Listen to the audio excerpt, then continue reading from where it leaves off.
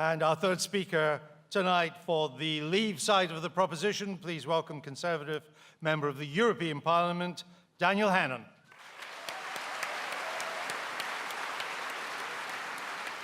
Ladies and gentlemen, I'm inviting you to make me redundant. And indeed, in the bargain, make Nigel redundant. And I wouldn't be doing that if I were not confident that there will be plenty of openings for newly unemployed MEPs in the boom that will come to this country after we've left the European Union. And I'll tell you why I am so confident about that prediction. If I put it in one word, it would be obsolete. We just heard from Chucker that these are not the 1950s. He said it as though he was imparting an original insight. Absolutely, these are not the 1950s.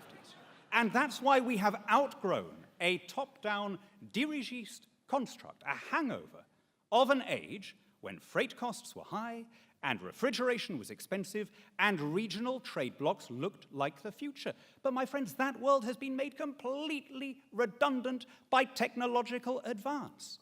This is an age of the internet, of cheap flights, of Skype. It's as easy to do business with a company in New Zealand as with a company in France. In fact, easier, because the Kiwi company will be English-speaking and common law. Never before has geographical proximity been as irrelevant as now. So why? Why do we tie ourselves to the one part of the world that is not experiencing significant economic growth? Over the last 10 years, China's economy has doubled in size, India's economy has doubled in size, Ethiopia's economy has doubled in size, but the Eurozone, incredibly, was the same size at the end of last year as it had been in 2006. Every continent on this planet has grown over the past decade, except Antarctica and Europe. Now, we are a trading people, we're a maritime people, a people connected by language and law, by habit and history, by commerce and migration to every continent and archipelago. We don't sit on great natural resources here. We have to make our way in the world by what we buy and sell. That means we have to be where the customers are. And as long as we're in the European Union, we cannot sign independent trade agreements with non-EU countries. The EU deal with Australia is being held up because some Italian tomato growers are currently challenging it. The EU deal with Canada is being held up because of an unrelated dispute about Romanian visas. How have we put ourselves in a position where we can't do those deals? Liz cited a few of the big international quangos and the Davos men who tell us that it's in our interest to stay. She said there's nothing in it for the little guy. Well, let me cite a couple of people who are leaders of the Remain campaign. Paddy Ashdown says, if we leave, it'll mean cheaper food. And Lord Rose says, if we leave, it'll mean higher wages. Now, I would have thought that if Liz is really interested in the interests of the working people that she says she's speaking for, she would give more weight to those opinions than to those of the tax-free Michelin-starred international quangocrats who she sees as the arbiters of our national interest.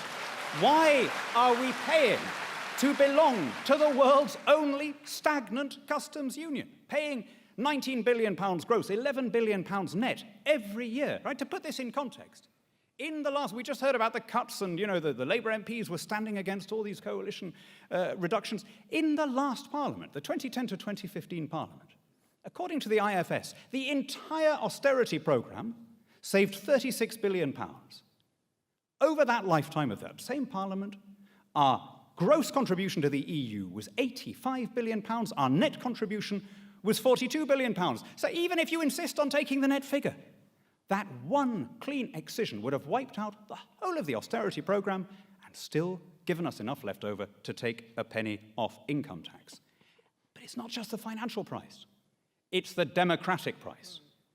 We fought a civil war in this country to establish the principle that laws should not be passed nor taxes raised except by our own elected representatives. And now supreme legislative and executive power is held not just by people that you didn't vote for, but people who generally owe their position to having just lost elections, like Peter Mandelson and Neil Kinnock and now Jacques Sutton. It's only when they've been expressly rejected by their electorates that they are invited to come and legislate for us anyway. Now, look, if the EU were about cooperating, if it were like NATO and all the things that Chuck was saying, no one would have a problem with it, right? You'd have to be insane to be against the idea of working with neighboring countries. Can we take it as read that all of us on this platform, all of you in this room, are in favor of cooperating with our immediate neighbors and allies? The problem is that it presumes to legislate for us, that it wants to take on the attributes and trappings of statehood. No one is talking. I mean, Nick trotted out all the cliches about drawbridges and throwing away keys. No one is talking about isolation. Right? Nowhere else in the world do countries apologize for wanting to live under their own laws. You know, New Zealand is not about to join Australia. And we don't go around saying, oh, these dreadful Australo-skeptics, when are they going to understand that they're a small offshore island clinging to outdated notions of sovereignty, right? Japan is not applying to join China, as far as I'm aware. And people don't say, oh, these bigoted Sino-skeptics, when are they going to get it through their heads that they've lost their empire? It is a natural, healthy thing for a democracy to live under its own laws while trading and cooperating with every other country in the world. We are the 5th largest economy on the planet. We're the 4th military power. We're one of 5 members of the UN Security Council. How much bigger do we have to be before we have the confidence to raise our eyes to more distant horizons and rediscover that global vocation which we once took for granted?